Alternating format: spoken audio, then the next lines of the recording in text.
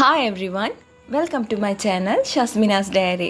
மீண்டும் ஒரு புதிய முயற்சி உங்கள் எல்லாரோடையுமே ஷேர் பண்ணுறதுல ரொம்பவுமே மகிழ்ச்சி. இன்றைக்கி நாம் ஸ்ரீலங்கன் ஸ்பெஷல் தொதல் எப்படி என்னோட ஸ்டைலில் பண்ணுறதுன்னு தான் பார்க்க போகிறோம். இது ரொம்ப ரொம்ப டேஸ்டியான ஹெல்த்தியான ரெசிபியும் கூட. இதில் நாம் சர்க்கரை, ஆயில், நெய் இப்படி எதுவுமே சேர்க்க போகிறதில்ல.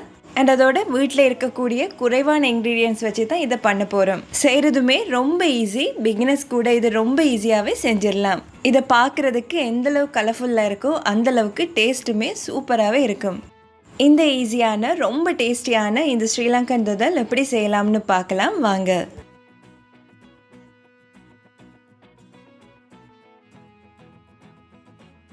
முதலாவதாக இந்த ரெசிபி பண்ணுறதுக்கு தேவையான பொருட்கள் பார்த்துடலாம். இதுக்காக 50 கிராம் வறுத்த அரிசி மா எடுத்து வச்சுருக்கேன். இதுக்கு பதிலாக நீங்கள் இடியப்பமா கூட தாராளமாக யூஸ் பண்ணிக்கொள்ளலாம். கூடவே 500 ml நல்ல கெட்டியான தேங்காய் பால் எடுத்துக்கொள்ளுங்க. தேங்காய் நல்ல முத்தின தேங்காவாக பார்த்து எடுத்துக்கொள்ளுங்க. அப்போ தான் அதில் நிறைய பால் வரும். இதில் நார்மல் பால் சேர்க்கணும்னு கேட்டிங்கன்னா கண்டிப்பாக சேர்க்கக்கூடாது. ஏன்னா இது திரிஞ்சு போகிறதுக்கு நிறையவே சான்ஸ் இருக்குது. அடுத்ததாக 200 கிராம் சீனி எடுத்துக்கொள்ளுங்க. கூடவே வாசனைக்காக ஒரு 3 ஏலக்காவை இந்த மாதிரி தட்டி எடுத்து வச்சுருக்கேன். அண்ட் அது கூடவே ஒரு 5-6 கஜு எடுத்து இந்த மாதிரி சின்ன சின்ன பீஸா கட் பண்ணி எடுத்துக்கொள்ளுங்க. ஸோ அவ்வளவுதான் நம்ம செய்ய போகிற தொதலுக்கான பொருட்கள். இனி இதை எப்படி செய்யலாம்னு பார்த்துடலாம். இப்போ இந்த பால் கூட நம்ம எடுத்து வச்சுருக்க அரிசி மாவை சேர்த்து விட்டுக்கொள்கிறேன். சேர்த்து இதை கரண்டி இல்லைன்னா உங்கள் கையால் இது மாதிரி நல்லாவே கலந்து விட்டுக்கொள்ளுங்க. நாம் இதை தொதல் செய்யும் போது கூட டிரெக்டாகவே சேர்த்து விட்டுக்கொள்ளலாம். பட் இந்த மாதிரி செய்யும் போது பிகினர்ஸுக்கு ரொம்ப யூஸ்ஃபுல்லாக இருக்கும். அண்ட் இதோட இது ரொம்பவே ஈஸியான மெத்தட். இதை நம்ம டிரெக்டாக பாகில் சேர்த்து பண்ணும்போது அரிசிமா கட்டி படுறதுக்கு நிறையவே சான்ஸ் இருக்குது. ஸோ அரிசி மாவை இந்த மாதிரி கலந்து விட்டுக்கொள்ளுங்க. இப்போ இதை நல்லாவே மிக்ஸ் பண்ணி எடுத்ததுக்கு அப்புறமா இது ஓரமாக இருக்கட்டும். இது பார்த்தீங்கன்னா கொஞ்சம் கூட கட்டிகள் இருக்கக்கூடாது. அந்த அளவுக்கு இதை மிக்ஸ் பண்ணி விட்டுக்கொள்ளுங்க. இதுக்கப்புறமா ஒரு பேன் எடுத்துக்கொள்ளுங்க. அதில் நம்ம எடுத்து வச்சிருக்க சீனிலிருந்து 50 கிராம் சீனியை சேர்த்து விட்டுக்கொள்ளலாம். அதாவது இந்த தொதலுக்கு கலர் சேர்க்கறதுக்காக நம்ம கெரமலை ரெடி பண்ணி எடுத்துக்கொள்ள போகிறோம். சேர்த்ததுக்கப்புறமா இதை மீடியம் ஹீட்டில் வச்சு கெரமல் பண்ணி எடுத்துக்கொள்ளுங்க.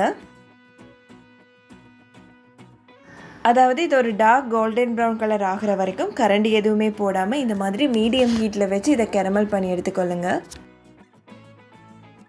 இப்போ பார்த்தீங்கன்னா நாம் சேர்த்த சீனி எல்லாமே நல்லா மெல்ட் ஆகி வர இந்த ஸ்டேஜில் ஒரு கரண்டி வச்சு நல்லாவே கலந்து விட்டுக்கொள்ளலாம்.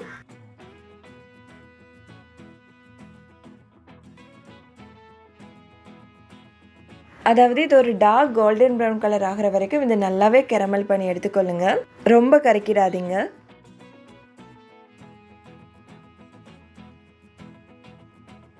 ஸோ இந்த ஸ்டேஜ் வந்ததுமே நான் ஒரு 1/4 கப் அளவுக்கு தண்ணி சேர்த்து விட்டுக்கொள்கிறேன். ரொம்ப அதிகமாக சேர்த்துடாதீங்க.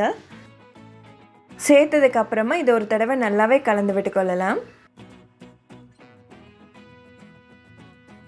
இதுக்கப்புறமா நம்ம எடுத்து வச்சிருக்க மீதமான சீனியையும் இதில் சேர்த்து விட்டுக்கொள்ளுங்க. சேர்த்து இந்த சீனி நல்லாவே கரைகிற அளவுக்கு கலந்து விட்டுக்கொள்ளலாம்.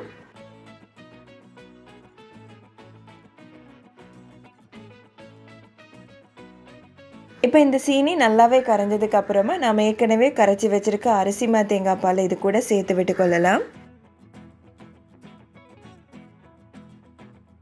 சேர்த்து இதை கைவிடாமல் நல்லாவே கலந்து விட்டுக்கொள்ளுங்க.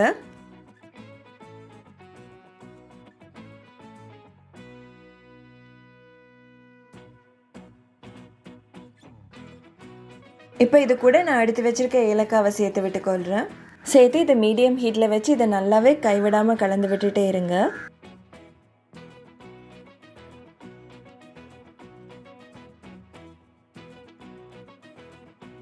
இப்போ பார்த்தீங்கன்னா இது கொஞ்சம் கட்டியாக ஸ்டார்ட் பண்ணியிருக்கு.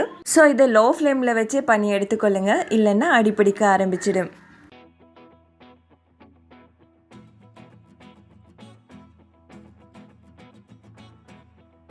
இப்போ இதை ஹை லோ ஃப்ளேமில் வச்சு மாறி மாறி பண்ணி எடுத்துக்கொள்ளுங்க.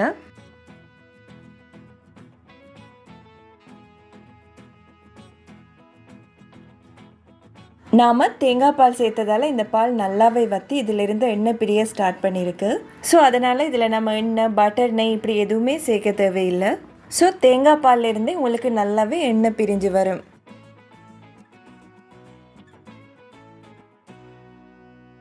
இப்போ பார்த்தீங்கன்னா இந்த தொதலில் நல்ல ஒரு ஷைனிங் வந்திருக்கு.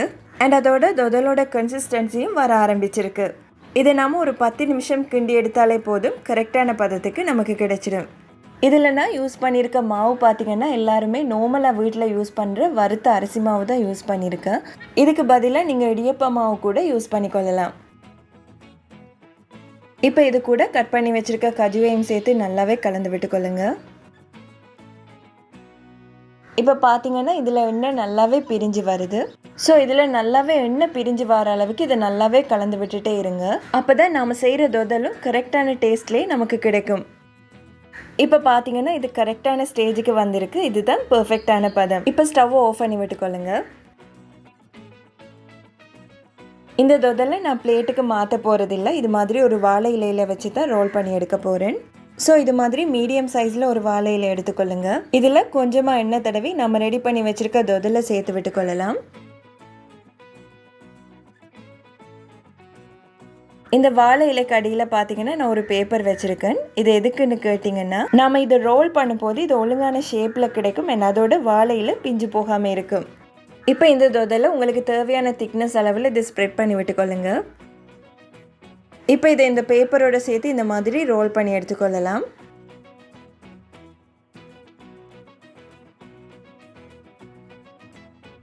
ரோல் பண்ணி எடுத்ததுக்கு அப்புறமா இதோட 2 ஓரங்களையும் இந்த மாதிரி கட்டி விட்டுக்கொள்கிறேன்.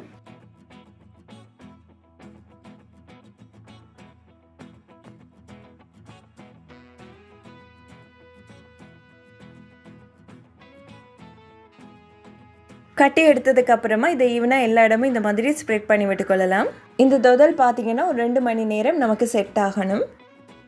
இப்போ 2 மணி நேரம் ஆகிடுச்சு. இது நல்லாவே செட் ஆகி வந்திருக்கு. இதை ஓப்பன் பண்ணி பார்க்கலாம்.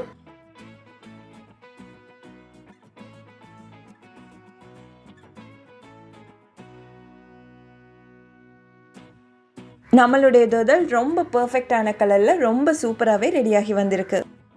இப்போ இதை உங்களுக்கு பிடிச்ச அளவில் கட் பண்ணி எடுத்துக்கொள்ளுங்க. இது நாம் வீட்டில் நார்மலாக செய்கிற தொதலை விட கொஞ்சம் டிஃப்ரெண்ட் டேஸ்ட்டில் சூப்பராகவே இருக்கும். ஒரு தடவை இப்படி செஞ்சு பார்த்தீங்கன்னா அடிக்கடி இது மாதிரியே செய்வீங்க. அந்த அளவுக்கு டேஸ்டியாக இருக்கும். ஸோ கண்டிப்பாக ட்ரை பண்ணி பாருங்கள். பிகினர்ஸ் கூட இதை எந்த பிழையும் இல்லாமல் ரொம்ப ஈஸியாகவே செஞ்சிடலாம். அந்தளவுக்கு ஈஸியான ரெசிபி. இப்போ இதை நான் பிச்சு காட்டுறேன் பாருங்கள். இதோட டெக்ஸ்சர் எந்த அளவுக்கு சூப்பராக இருக்குன்னு. அந்த அளவுக்கு டேஸ்ட்டுமே ரொம்ப அட்டகாசமாக இருக்கும்.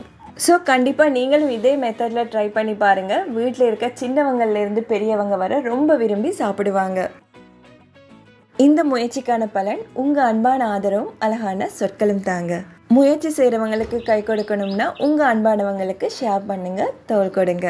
இதே போல் மீண்டும் ஒரு புது முயற்சியில் முடிந்தால் சந்திப்போம். அதுவரை மகிழ்ச்சியாக வாழ்வோம், முடிந்தால் வாழ வைப்போம். Bye bye.